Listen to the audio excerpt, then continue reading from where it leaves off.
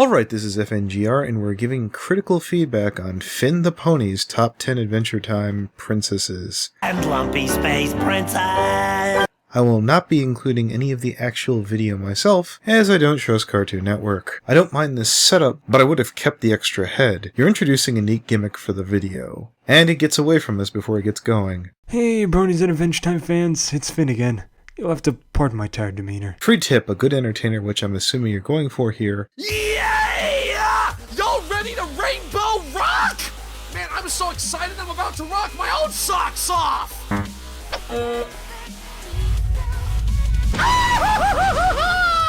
Is he properly medicated? Are we safe? Rude. What makes you think he needs meds? On the staircase looks to project his attitude onto the audience.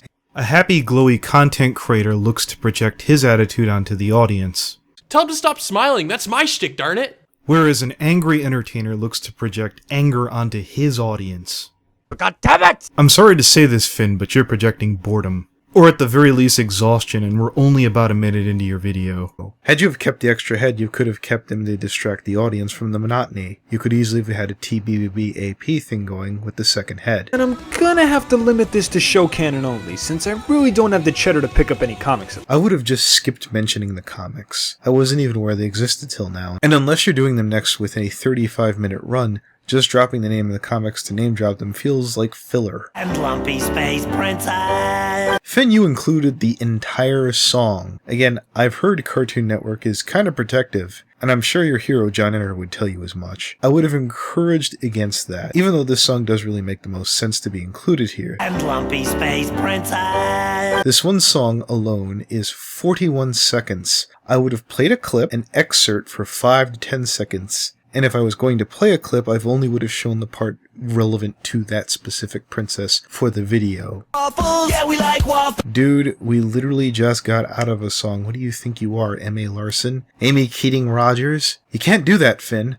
I would like to remind you that we're nearly 4 minutes into the video, which you could have hammered out a review, albeit a lazy one that time. Now, at long last, you're just getting started. Other than that, when you did get going, you did nail it. However, much like a donut with no filling, just about all of BP's charm comes from her outside features, as there's honestly— For 33 seconds you killed it talking about Breakfast Princess, but you only used about a 1/10 of the time. Finn, you're replaying the song again. Reducing and limiting content is the same reason why I go through and edit my podcasts. However, your actual breakdown of Muscle Princess is in fact aces. You included the song, and I'm just going to assume that's 11 seconds each time after the first. Even anyone who liked the song from the first couple, I imagine, by the last 5 is probably going to start to hate it. Random thoughts on Turtle Princess. You made the 2 princesses before her sound fun. It's kind of the issue with top 10 lists. You have to make each number progressively better, and you were really too cheerful the first 2 times.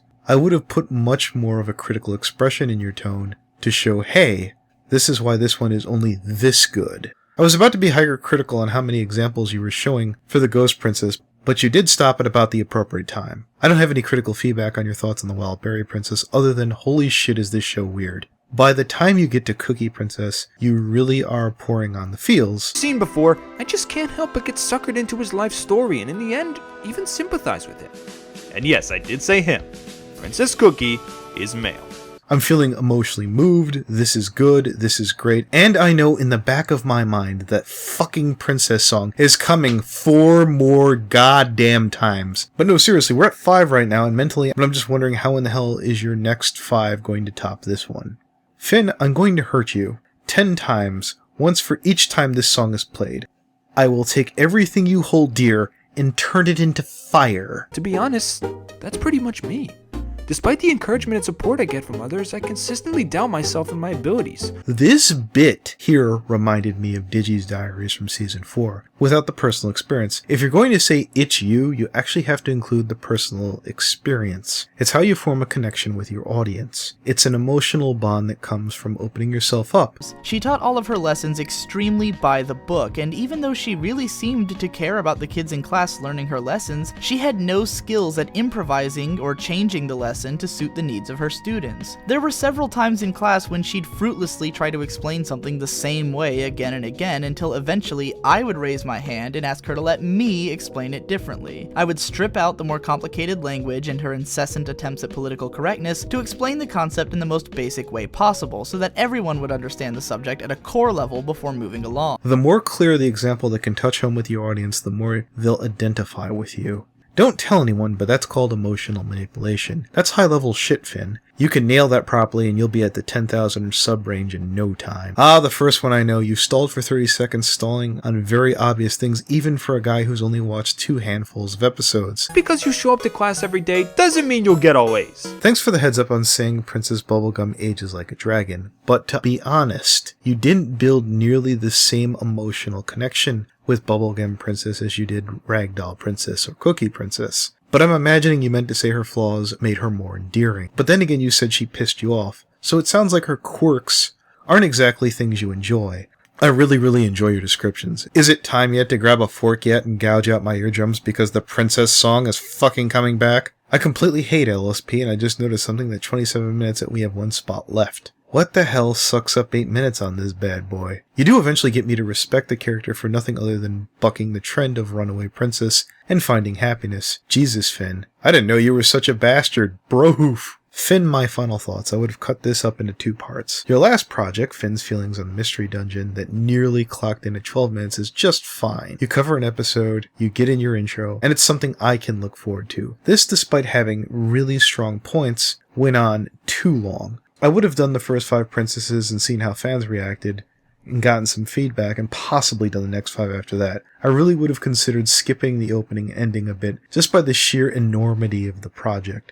It's a 35-minute span and by the time it shows up, I can't imagine anyone was stoked to see it come back, if anyone made it to the end. Congratulations, Finn, you made your very own Equestria Girls. You had something that could have very well been amazing. Now, sadly, at its very best, it's a rough ride with a lot of bumps. Being completely honest, till now, I can say that I was looking forward to seeing FinnthePony's work. Till now.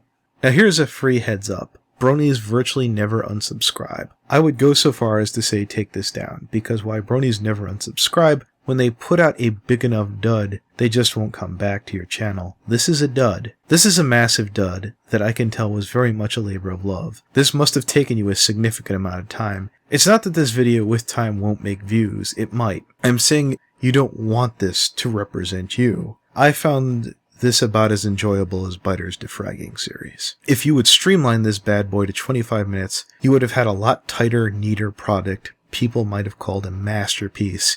Maybe even 20 minutes. The real shame is the person I heard in this video was a legit authority on this topic. If anyone tells you that I was being too mean, I would challenge them to tell me they watched 35 minutes of this. Thank you.